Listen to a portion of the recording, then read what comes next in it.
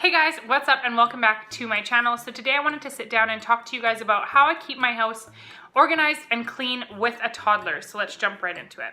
So the very first thing that I will say is a routine is really something that you should get onto.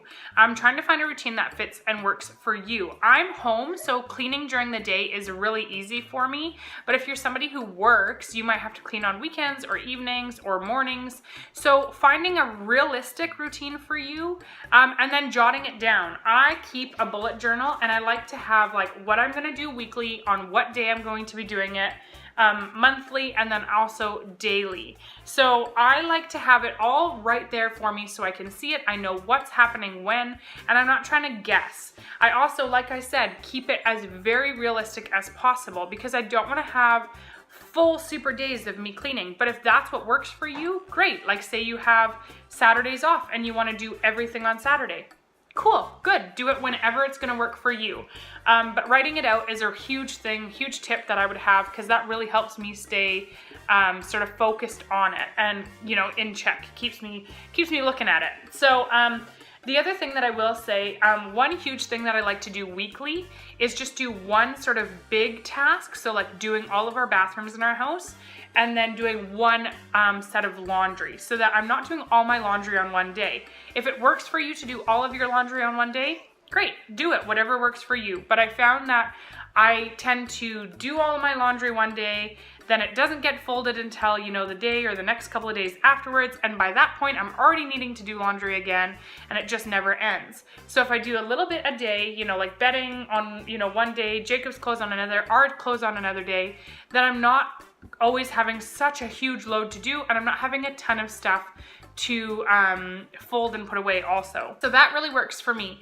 And then daily, I like to follow a routine of each day I like to do a specific, you know, set of things. So making the bed, doing the dishes, you know, tidying up throughout the, you know, day. These are things that I'm gonna do throughout the day. So like making the bed, I'm probably only going to do that in the morning. Huge tip, make your bed before you leave your room. If you make your bed once you wake up, before you leave your room, it's just going to feel cleaner. But that is something that I do a couple of times a day. Being pregnant, I'm having naps, and so I will need to make the bed after I have my nap, or my son has a nap. So I make his bed in the morning, but I also make it after he gets up from a nap. You know, doing the dishes after each meal, that's a huge one. Instead of letting the dishes sit there, if you can do them right away, you're only gonna have, you know, like a few dishes to do. Supper is gonna be your biggest load of stuff most of the time because you'll have all the big heavy pots and pans and stuff like that. But if you do them right away, it's only gonna take you 20 minutes, maybe max, and then your house is going to just feel clean. Same with like sweeping and tidying up, just keeping up with that throughout the day if you need to. So that really works for me. That schedule works for me. The other thing with that schedule that I think is very important that I like to follow is, so Mondays I have a specific thing that I do Mondays. If I do not get that thing done, so like bathrooms, if I don't get bathrooms done, I'm not gonna try to fit them in the rest of my week somewhere. I'm going to wait until next Monday. My bathrooms get to be gross and grubby until next Monday. Now I might kind of, you know, have a little bit to do with tidying up in there, like if I'm in the bathroom and it's starting to get a little bit yuck, I might tidy up, but I'm not gonna go ahead and do a full-blown clean of the bathrooms because then something else is gonna get missed somewhere on the line. So finding a routine, that really works for me. Finding one that works for you, there's a ton of great routines out there. I will have a picture just kind of right here of my routine. That way you can see exactly what I do and you can kind of follow that one if that's going to work for you. But basically what I did when I wrote out my routine is I wrote out everything that I wanted to see done when I wanted to see it done. So, you know, there's things that I'm gonna do, like I said, daily, things that I wanna see done weekly, and things that I wanna see done monthly, and then just go from there.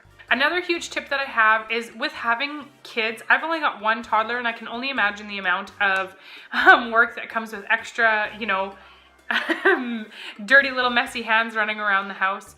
But another tip that I have is trying to get your kids involved as much as you possibly can without you losing your mind with your cleaning. Because I find that a lot of the time with my son, he's very good at individual play and he will do that if I am busy maybe doing something that I don't really want him to be doing, like cleaning the toilets or something. But otherwise, he really does like to help. And it's important to start your kids off helping you at an at a young age. My son at 18 months would pull his chair over, like one of our kitchen chairs, move it to the sink, and he'd want to play in the sink while I was doing all of the dishes. Now he does that same thing, but instead of just playing with the water, he rinses all of my dishes for me.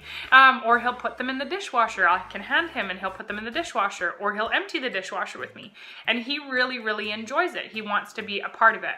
Now, the reason that is so awesome is because they are learning to do the chore, but they are also not in another room messing something up, because who else can relate to this? But when I am like, I might have just cleaned up the living room and I've moved to the kitchen, and now by the time I'm done the kitchen, the living room is going to be a disaster again because he is busy making it a disaster.